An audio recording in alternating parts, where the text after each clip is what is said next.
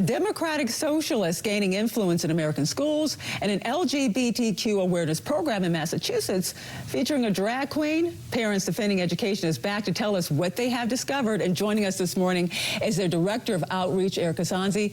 Erika, welcome back to the National Desk.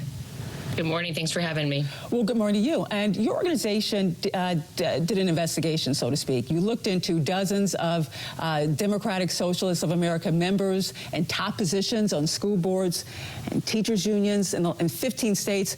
Break down your report and tell us what you found.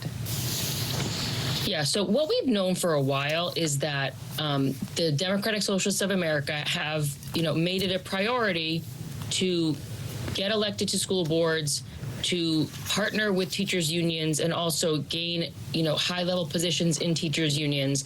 And none of this counts, by the way, all of the DSA members that are already on city councils and in state legislatures.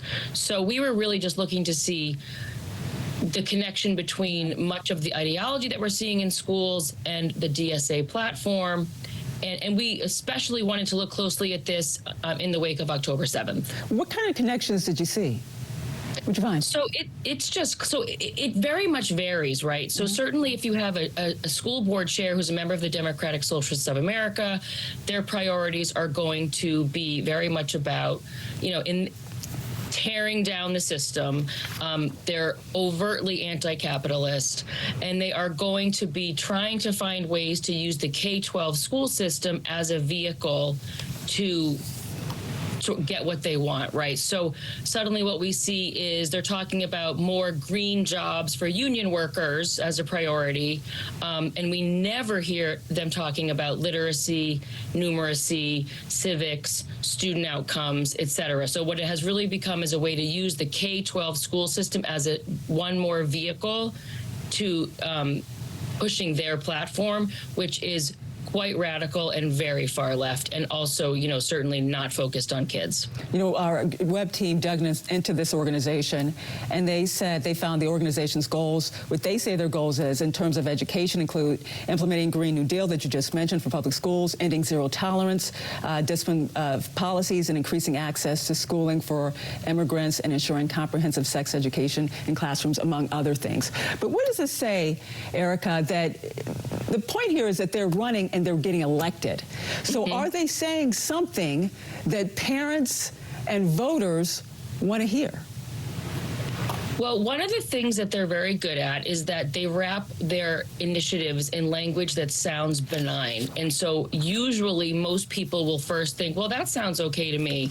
But then when you dig in, what you see is that it is quite radical. So a lot of times if a person says, oh, well, that platform sounds fine, they don't realize that the person is anti-capitalist, that the person wants students and staff shamed for their whiteness, and that's going to now include Jews and also Asians. And they don't realize that the comprehensive sex education stuff, it is going to be very much around gender ideology and the hypersexualization of young children. So do they have the right to run and win? Of course they do.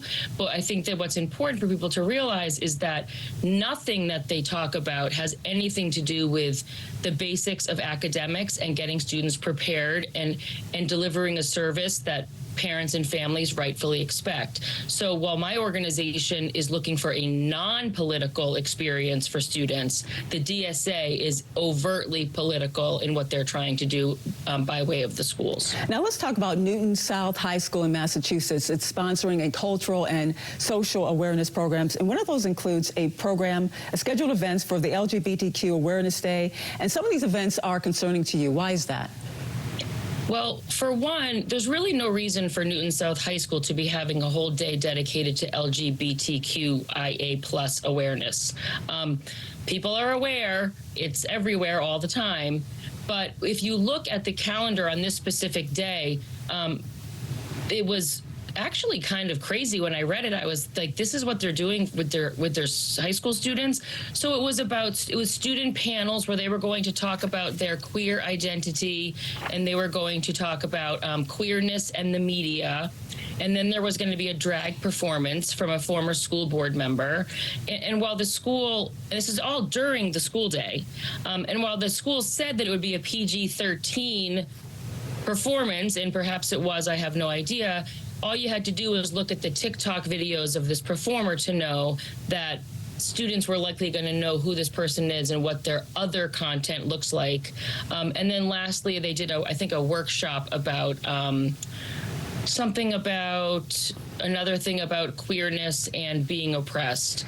So again, this is a public school, taxpayer funded, that has an entire day dedicated to LGBTQ awareness. And they try to say that it's student driven, but they always say that. But the reality is you're not getting in touch with a BU professor who's going to do her theory of the oppressed workshop because you don't have. Well, they are saying it's student driven, but maybe some of the students want access to some of this information. Now, according to their website, they say these days were created for students and by students. And maybe in that mix are some students who identify as LGBTQ and would want a program like this, something they identify with, to discuss issues that impact them. Well, and certainly there are students involved, and certainly there will be students who identify as that, but the reality is students identify as lots of things, and the students who don't fit into this one box have no days dedicated to them. And so to be having an entire day dedicated to this one category, it really is clear again that there's an ideology involved here that they're trying to push. I mean, this entire thing, the whole day reads like a queer theory college curriculum. Well, they also had a day for, I believe, the Holocaust. They also had a day for African American students. So we had many days targeting certain subjects that may not be covered holistically in schools that maybe some students want to learn more about, whether it's African American issues or issues dealing with the Holocaust. They had a whole host of issues, and this was just one. I mean, again, everybody has a right to their opinion on this. In my opinion, and certainly I think in the opinion of my organization, this is not an appropriate day for schools. Newton has also had many charges over the years of anti-Jewish and anti-Semitic curriculum. So if they did a day for the Holocaust, that's great. But again, they've got a lot of issues in terms of how they treat other groups. And this day is definitely a red flag. And again, not appropriate for a public school. All right. Thank you, Erika. Happy holidays. Thanks. You too. Take care.